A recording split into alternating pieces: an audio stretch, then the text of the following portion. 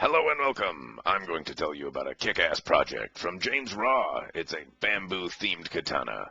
It's 28 3/4 inches long and has a 13-inch handle.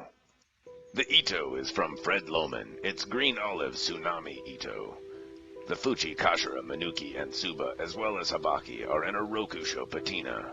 The saya also has a bamboo stencil in gloss. Though you can't see it well here, underneath that gloss is a green pearl that comes out in the right light.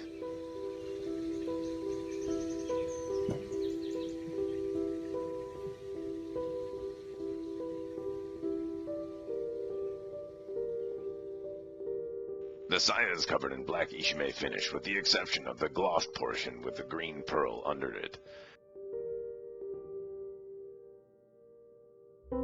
The overall appearance of the saya is very subtle. Everything blends well together and your eye isn't instinctually drawn to any one particular part. The fuchi, kashira, manuki, and tsuba are all rather bright, however, because they have the same patina, they blend well together.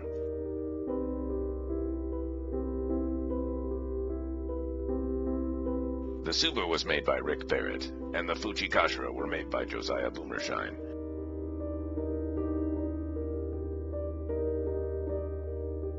The saya is very subtle.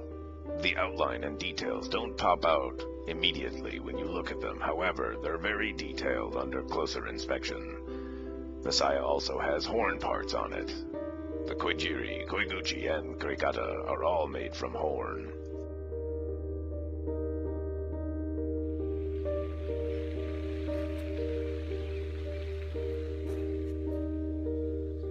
The tsukamaki was professionally done. The diamonds are all very well shaped, and the ito is very tight.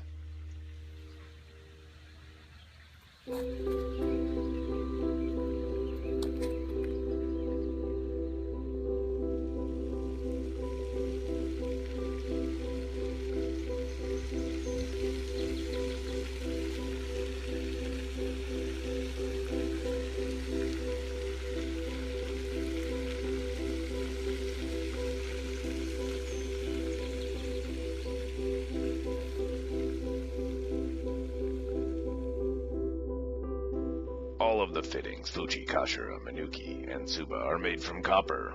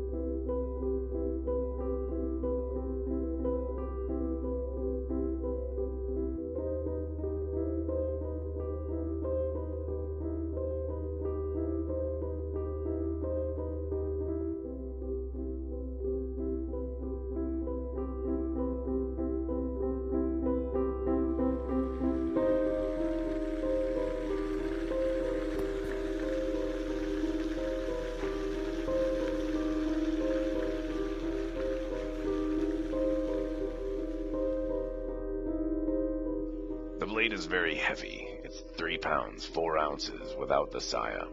This is a meaty blade and meant for heavy cutting.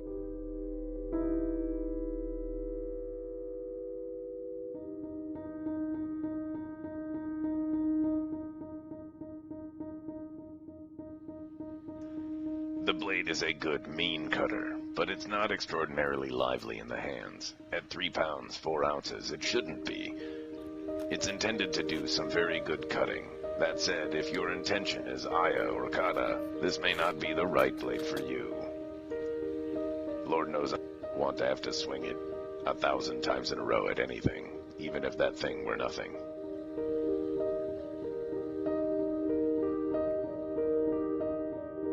When the blade was received, it had some light spotting on it, mild oxidation the size of pinholes or slightly larger. With a small application of Mother's Mag metal polish, they were removed. However, some slight spotting still remains. Additionally, you can see some scuffs on the blade. This happened during shipping from, presumably South Africa, when James Raw sent it over the pond.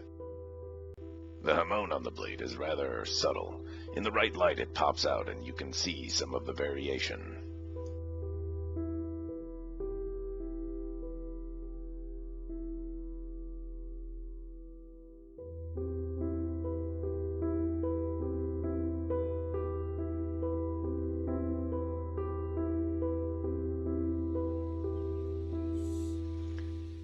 This was a very fun project to do, and I'm pleased with how elegant the blade came out. Even though it's a meaty chopper, it still has a very subtle and elegant look to it. Additionally, it's a fully custom piece. The blade made by James Raw, the habaki again James Raw, Suba, Rick Barrett, Fuji Kashura, Josiah Boomershine.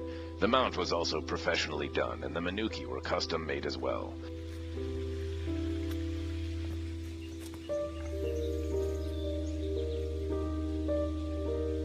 Everything on the blade fits and functions as it should, and it feels like a genuine awesome piece of super badassness.